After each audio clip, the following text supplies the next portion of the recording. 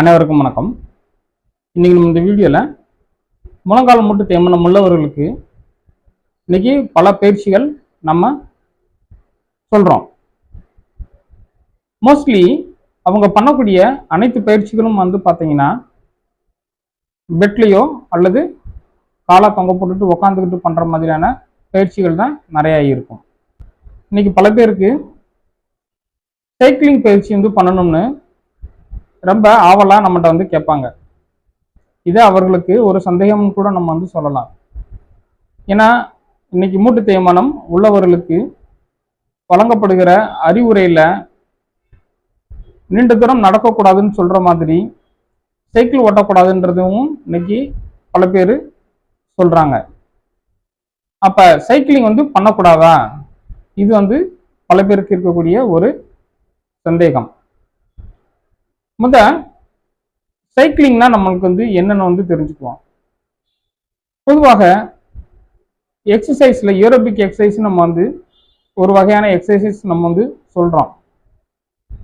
இந்த மாதிரியான பயிற்சிகள் செய்யும் பொழுது நம்மளுக்கு அதிகமாக மூச்சு தான் வாங்கும், இதய துடிப்பு கொஞ்சம் அதிகமாக இருக்கும். அந்த மாதிரியான பயிற்சிகள் செய்யும் பொழுது நம்மளோட உடலில் உள்ள இதயம் நுரையீரல் நன்றாக சுருங்கி விரிந்து உடலுக்கு ரத்தத்தை ஆக்சிஜனோடைய நிறையா அனுப்புறதுனால நம்மளுடைய பாடி நல்லா ஃபிட்டாக இருக்கும்.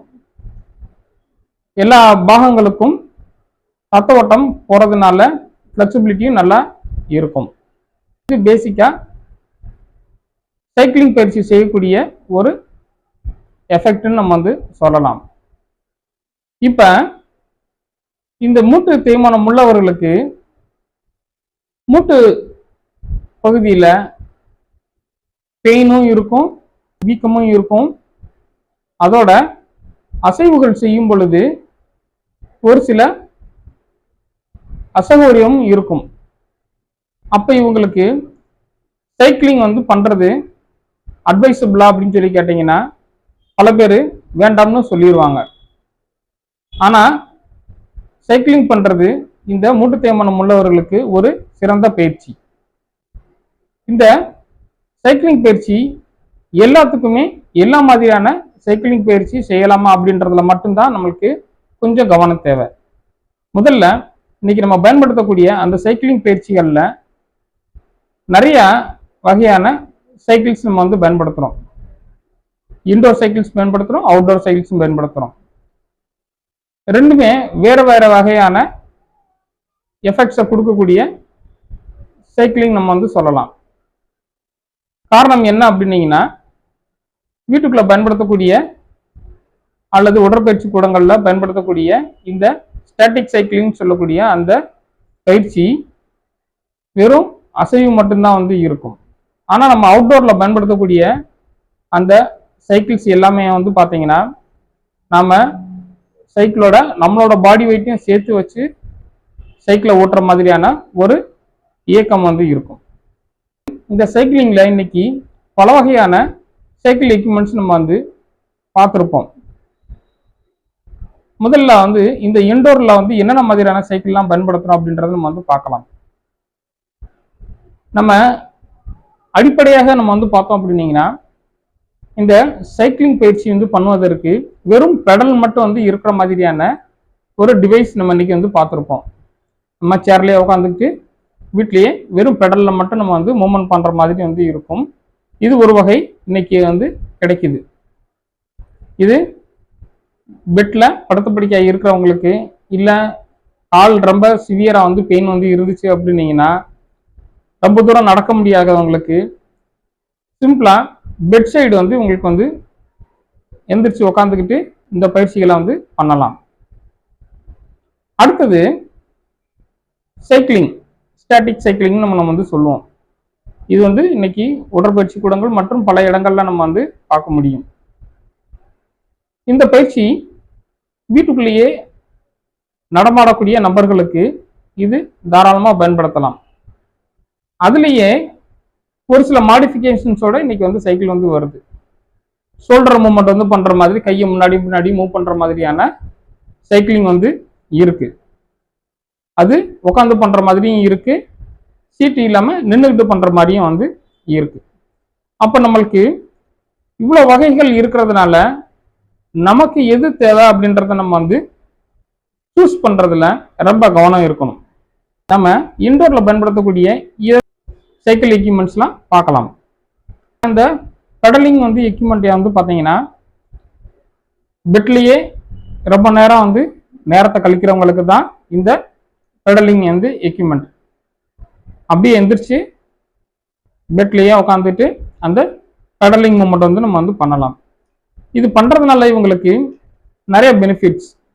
நம்ம தையில இருக்கக்கூடிய அனைத்து தசைகளும் நல்லா வந்து வேலை பார்க்கும். குவாட்ரிசெப்ஸ், ஹாம்ஸ்ட்ரிங் மசில்ஸ், அதோட காஃப் மசில்ஸ் இது நன்றாக வேலை செய்யும் பொழுது உடலுக்கு ரத்த ஓட்டம் சீராக இருக்கும். அதோட மூட்டுக்கு அசைவு கிடைக்கும் பொழுது இந்த மூட்டுல இருக்கக்கூடிய அந்த சைனவல் ஃப்ளூயிட் நல்லா மொபிலைஸ் ஆக ஆரம்பிக்கும். அதோட லிக்விடிட்டி மெயின்டைன் ஆகும். ஜாயிண்ட்ல ஃபிளெக்சிபிலிட்டி இருந்துகிட்டே இருக்கும். இவங்களுக்கு ஜாயிண்ட்ல பெயின் வர்றது ரிப்பீட்டடா இருக்கவே இருக்காது. அடுத்தது இந்த ஸ்டாட்டிக் சைக்கிளிங் வந்து பார்த்தீங்கன்னா சீட்டோட இருக்கக்கூடியது. இந்த ஸ்டாட்டிக் சைக்கிளிங்ல அமர்ந்து பண்ணக்கூடிய வகை வந்து பார்த்தீங்கன்னா இன்னைக்கு பல பேருக்கு யூஸ்ஃபுல்லாக வந்து இருக்கும். இவங்களுக்கு வந்து பார்த்தீங்கன்னா இந்த எலும்பு தேய்மானம் ஆரம்ப நிலையில இருந்து அடுத்த நிலைக்கு செல்லக்கூடிய ஒரு ஸ்டேஜில் வந்து இருப்பாங்க. இவங்களுக்கு ரொம்ப நேரம் நின்னா மட்டும் மூட்டு வலிக்கும், இல்லை சமணங்கால் போட்டு ரொம்ப நேரம் உட்காந்துட்டு எந்திரிச்சாங்கன்னா மூட்டு வலிக்கும். ஒரு பொசிஷன்ல இருந்து இன்னொரு பொசிஷனுக்கு வந்து போகும்போது மூட்டு வலி. இந்த மாதிரி சிம்டம் இருக்கிறவங்களுக்கு இந்த ஸ்டாட்டிக் சைக்கிளிங் வந்து ரொம்ப ரொம்ப நல்லது. இது வந்து பண்ணும் பொழுது இவங்களுக்கு மூட்டுல சரியான அளவுக்கு அசைவும் கிடைக்கும். உள்ள இருக்கக்கூட அந்த சைனல் ஃப்ளூயிடு நல்லா மொபிலைஸ் ஆகும். உள்ள இருக்கக்கூடிய எல்லா ஸ்ட்ரக்சருக்கும் நியூட்ரிஷன்ஸ் வந்து நல்லா வந்து கிடைக்கும். அதோட காஃப் மசில்ஸ்க்கு, ஹாம்ஸ்ட்ரிங், இந்த குவாட்ரிசெப்ஸ் மசில்ஸ்க்கு எல்லாமே வந்து நல்லா ஸ்ட்ரென்த்தனும் கிடைக்கும். ரைட், இதெல்லாம் வந்து பார்த்தீங்கன்னா வந்து இந்த செகண்ட் ஸ்டேஜில் வந்து இருக்கக்கூடியவங்களுக்கு. அதோட இன்னைக்கு பல பேருக்கு மூட்டுல வீக்கமும் இருக்கும். சிலருக்கு மூட்டுல வந்து கடக்குன்னு சத்தம் வந்து கேட்கும். அப்ப இவங்களுக்கு வந்து இந்த ஸ்டாட்டிக் சைக்கிளிங் வந்து செய்யலாமா வேண்டாமா அப்படின்றதெல்லாம் இன்னைக்கு பல பேருக்கு ஒரு சந்தேகம் வந்து இருக்கும். அந்த மாதிரி இருக்கக்கூடியவர்களுக்கு நீ ஜாயிண்ட்டுக்கு ஏதாவது ஒரு நீ சப்போர்ட் ஏதாவது பயன்படுத்திக்கிட்டு இந்த ஸ்டாட்டிக் சைக்கிளிங் எக்ஸசைஸ் நம்ம வந்து பண்ணலாம். ரைட், அப்போ வந்து இந்த சிவியர் பெயின் வந்து இருக்கக்கூடியவங்க, மூட்டு தேய்மானம் ரொம்ப சிவியரா வந்து இருக்கக்கூடியவங்க, இவங்கெல்லாம் வந்து என்ன மாதிரியான சைக்கிளிங் பயன்படுத்தலாம் அப்படின்றது இன்னைக்கு வந்து எல்லாத்துக்கும் ஒரு முக்கியமான கேள்விதான். பொதுவாக மூட்டு தேய்மானம் ரொம்ப சிவியரா வந்து ஆயிடுச்சு அப்படின்னீங்கன்னா எலும்புல வந்து ஒரு கரக்கரக்குன்னு வந்து பார்த்தீங்கன்னா வந்து சத்தம் வந்து கேட்கும். அந்த மூட்டு வந்து ஒன்னோட ஒன்னா இடிக்கிற சத்தம் வரைக்கும் கூட நம்மளுக்கு வந்து அதை உணர முடியும். ஸோ அப்படி இருக்கக்கூடியவர்களுக்கு முதல்ல இந்த மூட்டுக்கு சில வந்து பயிற்சிகள் வந்து இருக்கு. காலை மடக்கி நீட்டுற மாதிரியான பயிற்சிகள், இல்லை பெட்லேயே காலுக்கு கீழே டவல் ஏதாவது சுருட்டி வச்சுட்டு அதை ப்ரெஸ் பண்ற மாதிரியான பயிற்சிகள், காஃப் மசிலுக்கு காஃப் பம்பிங் எக்ஸசைஸ் இதெல்லாம் வந்து பண்ணிட்டு அதுக்கப்புறம் நம்ம இந்த சீட்ல வந்து உட்காந்து பண்ண மாதிரியான சைக்கிளை நம்ம வந்து பயன்படுத்தலாம். இவர்கள் அனைவருக்குமே வந்து பார்த்தீங்கன்னா வந்து இந்த ஸ்டாட்டிக் சைக்கிளிங்ல இருக்கக்கூடிய அனைத்து வகையும் நம்ம வந்து பயன்படுத்தலாம். உட்கார்ந்து பண்ணக்கூடிய சைக்கிளிங் பயிற்சி. இதுவே நம்ம வந்து நின்றுகிட்டு பண்ற மாதிரி வந்து இருக்கக்கூடிய சைக்கிளிங் வந்து இருக்கு. இப்ப இது யாருக்கு? இது வந்து பெயின் வந்து ஆரம்ப நிலையில் இருக்கிறவங்களுக்கு, அதோட வெளியில சென்று சைக்கிளிங் பயிற்சி செய்ய முடியாத ஒரு சிச்சுவேஷன்ல இன்னைக்கு பல பேர் இருக்கிறாங்க.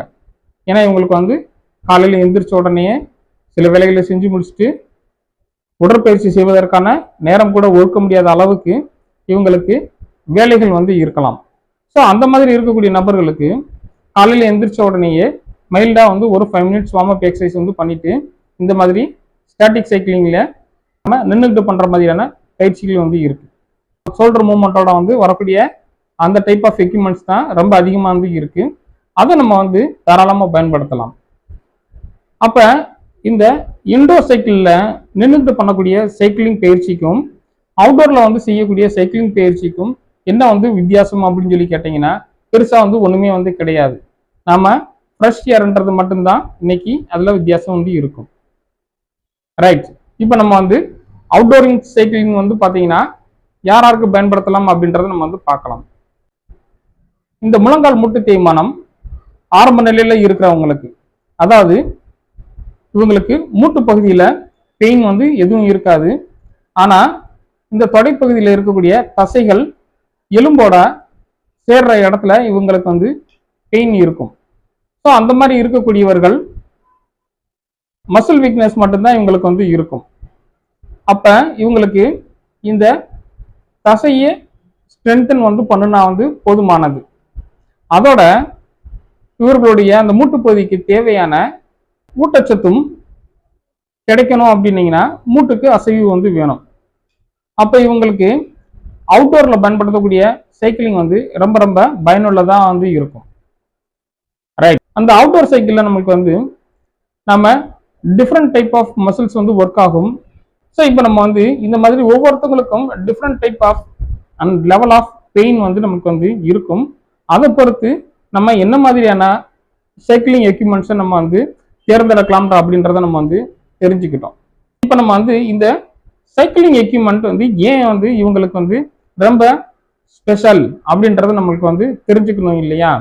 பொதுவாக இந்த சைக்கிளிங் எக்யூப்மெண்ட் நம்ம வந்து செய்யும் பொழுது முழங்காலில் அசைவு மட்டும்தான் வந்து இருக்கும். வெயிட் பியரிங் லோடிங் வந்து இருக்கிறதே வந்து கிடையாது. நம்மளுக்கு நல்லா வந்து தெரியும், நம்ம நடக்கும் பொழுது நம்மளுடைய பாடி வெயிட்டு நம்மளுடைய முழங்கால் மூட்டு பகுதியில் கரெக்டாக அந்த ஜாயிண்ட் லைன்ல நம்மளுக்கு வந்து லோடு வந்து இருக்கும். ஆனா இந்த சைக்கிளிங் பயிற்சி வந்து பண்ணும் பொழுது நம்ம உட்காந்து வந்து பண்ணுவோம்.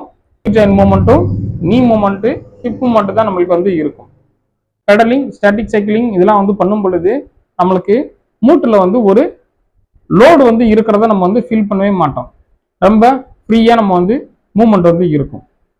ஸோ இதில் நம்ம வந்து சைக்கிளை வந்து கொஞ்சம் கொஞ்சமாக அதில் ரெசிஸ்டன்ஸ் வந்து அதிகப்படுத்துறதுக்கு ஒரு டியூனர் டைப் வந்து ஒன்று வந்து கொடுத்துருப்பாங்க. அதை நம்ம வந்து கொஞ்சம் கொஞ்சமாக நம்ம வந்து அதிகப்படுத்தும் பொழுது தான் அந்த சைக்கிளில் நம்ம வந்து ரெசிஸ்டன்ஸ் அதிகமாக இருக்கிறத நம்ம வந்து உணர முடியும். அப்போ தான் நம்ம வந்து ஜாயிண்டில் வந்து வெயிட் வந்து கொடுத்து அமுக்கிற மாதிரியான ஒரு உணர்வு இருக்கும். மற்றபடி வந்து பார்த்தீங்கன்னா வந்து நம்மளுடைய முழு உடல் எடையும் இந்த முழங்கால் மூட்டு பகுதியில் உழுவதற்கான வாய்ப்புகள் மிக மிக மிக மிக குறைவு. அதனால தான் இந்த சைக்கிளிங் பயிற்சி வந்து நாம இந்த முழங்கால் மூட்டு தேய்மானம் உள்ளவர்களுக்கும் மிக சிறந்த பயிற்சி நம்ம வந்து சொல்றோம். இதுல நின்றுட்டு பண்ணக்கூடிய அந்த பயிற்சியும் அவுட்டோர்ல வந்து இருக்கக்கூடிய பயிற்சியும் மட்டும்தான் கொஞ்சம் ஜாயிண்ட்ல வெயிட் லோடு வந்து இருக்கும். அதுவும் நாம அந்த ரெசிஸ்டன்ஸ் நம்ம வந்து மிக மிக குறைவாக வச்சு செய்யும் பொழுது அந்த லோடும் வந்து பார்த்தீங்கன்னா வந்து மிக கம்மியாக தான் வந்து இருக்கும். அப்பயும் நம்மளுக்கு மூட்டு தேய்மானம் வருவதற்கு வந்து பார்த்தீங்கன்னா வாய்ப்புகள் மிக குறைவாக இருக்கும். அதனால நம்மளுக்கு வந்து பார்த்தீங்கன்னா வந்து எல்லா மூட்டு தேய்மானம் எந்த ஸ்டேஜில் வந்து இருக்கிறவங்களுக்கும் நம்ம வந்து அவங்களுக்கு தேவையான மாதிரியான இந்த சைக்கிளிங் எக்யூப்மெண்ட் நம்ம செலக்ட் பண்ணி அவங்களுக்கு வந்து நம்ம பயன்படுத்தும் பொழுது காலில் இருக்கக்கூடிய தசைகள் ஸ்ட்ரென்தன் வந்து பண்ணிடலாம். மூட்டு பகுதிக்கு நல்ல ஃப்ளெக்சிபிலிட்டியை வந்து மறுபடியும் நம்மளால கொண்டு வர முடியும். அப்போ நம்மளுக்கு வந்து எந்த ஸ்டேஜ்லேயும் மூட்டு தேய்மானம் இருந்தாலும் நாம பயிற்சிகள் வந்து பண்ணும் பொழுது அந்த மூட்டுக்கு உள்ளே இருக்கக்கூடிய அந்த சைனோவல் ஃப்ளூயிடுன்னு சொல்லக்கூடிய அந்த லிக்விடு மறுபடியும் திரும்பி பழைய நிலைமைக்கு வந்து வரும். தசைகள் நல்லா ஸ்ட்ரென்த் ஆயிரும், மூட்டுக்கு நல்லா அசைவு வந்து கிடைக்கும். உங்க மூட்டு பகுதியில் வந்து இந்த சத்தம் கூட வந்து குறைவதற்கான வாய்ப்புகள் மிக மிக அதிகம். இந்த மாதிரி நம்ம வந்து நமக்கு தேவையான மாதிரியான சைக்கிளை தேர்ந்தெடுத்து பயன்படுத்துறது மூலமாக நம்மளுடைய அன்றாட வேலைகளில் சில தடைகள் இருக்கும் இல்லையா, சில வேலைகள் செய்யும் பொழுது நம்மளுக்கு ஒரு டிஸ்டர்பன்ஸ் வந்து இருக்கும் இல்லையா, அதெல்லாம் நம்ம வந்து சரி பண்ணிக்க முடியும். அதோட நம்மளுக்கு இந்த கார்டியோ ரெஸ்பிரேட்டரி ப்ராப்ளம் ஏதாவது இருந்தாலும் சைக்கிளிங் வந்து பண்ணுறது ரொம்ப ரொம்ப நல்லதாகவும் வந்து இருக்கும். இந்த வீடியோவை தொடர்ந்து பார்த்ததுக்கு மிக்க நன்றி. மீண்டும் அடுத்த ஒரு வீடியோவில் உங்களை சந்திக்கிறேன். தேங்க்யூ ஃபார் வாட்சிங் வீடியோ. Thank you very much.